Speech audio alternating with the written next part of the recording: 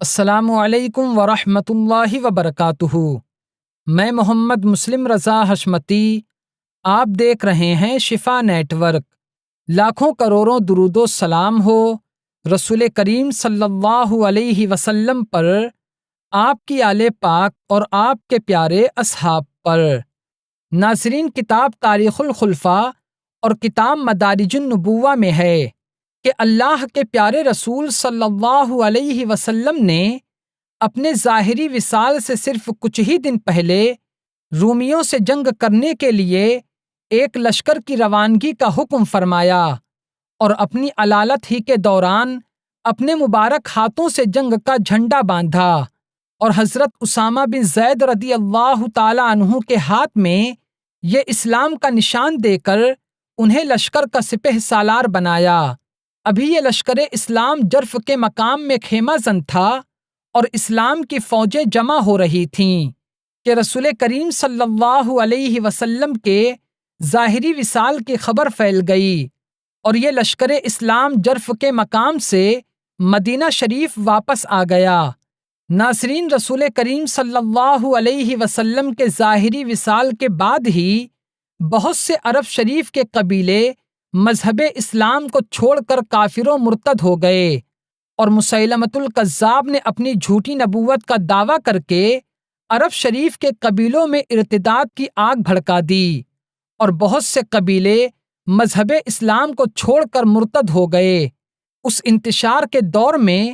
امیر المؤمنین حضرت ابو بکر صدیق رضی اللہ تعالی عنہ نے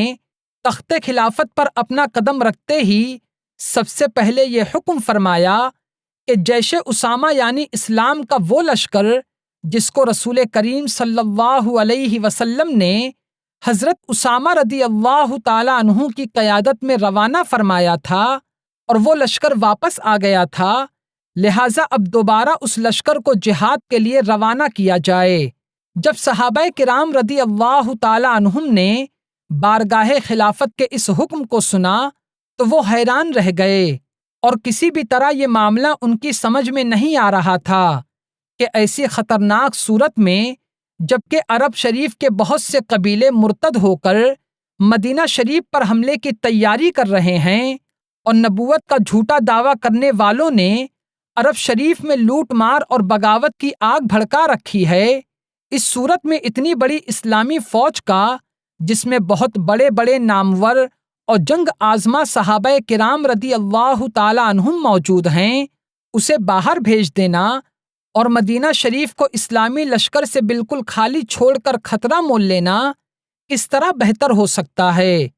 چنانچہ صحابہ کرام رضی اللہ تعالی عنہ کی ایک منتخب جماعت، جس کے ایک فرد حضرت عمر فاروق اعظم رضی اللہ تعالی عنہ بھی تھے، وہ جماعت بارگاہ خلافت میں حاضر ہوئی اور عرض کیا: اے جانشین پیغمبر، ایسے مخدوش اور خطرناک ماحول میں، جبکہ مدینہ شریف کے چاروں طرف مرتدین نے سورش پھیلا رکھی ہے، یہاں تک کہ مدینہ شریف پر حملے کے خطرات ہیں، آپ حضرت اسامہ رضی اللہ تعالی عنہ کے لشکر کو روانگی سے روک دیں تاکہ اس فوج کی مدد سے مرتدین کا مقابلہ کیا جائے اور ان کا قلعہ قمع کر دیا جائے۔ یہ سن کر حضرت ابو بکر صدیق رضی اللہ تعالی عنہ نے غضب کے جوش میں تڑپ کر ارشاد فرمایا: خدا کی قسم، مجھے پرندے اچک لے جائیں، یہ تو مجھے گوارا ہے، لیکن میں اس فوج کو روانگی سے کیسے روک دوں جس لشکر کو اپنے مبارک ہاتھوں سے جھنڈا باندھ کر رسول کریم صلی اللہ علیہ وسلم نے روانہ فرمایا تھا؟ یہ ہرگز کسی حال میں بھی میرے نزدیک قابل قبول نہیں ہو سکتا۔ میں اس لشکر کو ضرور روانہ کروں گا، اور اس میں ایک دن کی بھی تاخیر برداشت نہیں کروں گا۔ ناظرین، خدا کی شان دیکھو کہ جب جہاد کے جوش میں بھرا ہوا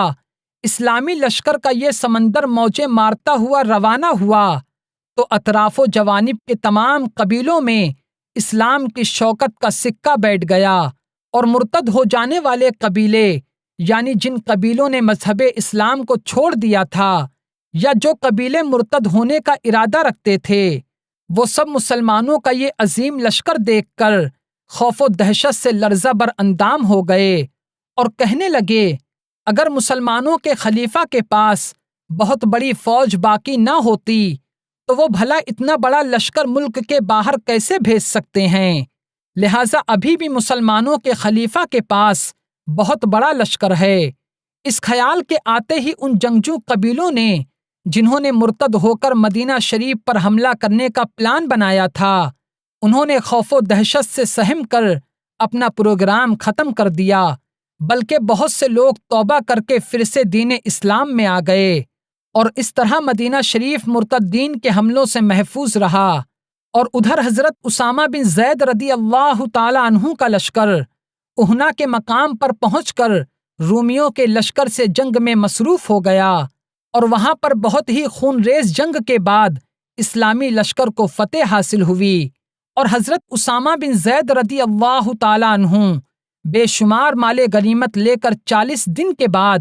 فاتحانہ شان و شوکت کے ساتھ مدینہ شریف تشریف لائے، اور اب تمام انصار و مہاجرین صحابہ کرام پر اس راز کا انکشاف ہو گیا کہ حضرت اسامہ رضی اللہ تعالی عنہ کے لشکر کو روانہ کرنا بالکل مصلحت کے مطابق تھا، کیونکہ اس لشکر نے ایک طرف تو رومیوں کی فوجی طاقت کو تہس نہس کر دیا تھا،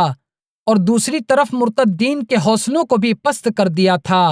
ناظرین، یہ امیر المؤمنین حضرت ابو بکر صدیق رضی اللہ تعالی عنہ کی ایک بہت ہی بڑی کرامت ہے کہ مستقبل میں ہونے والے واقعات آپ پر وقت سے پہلے ہی منکشف ہو گئے،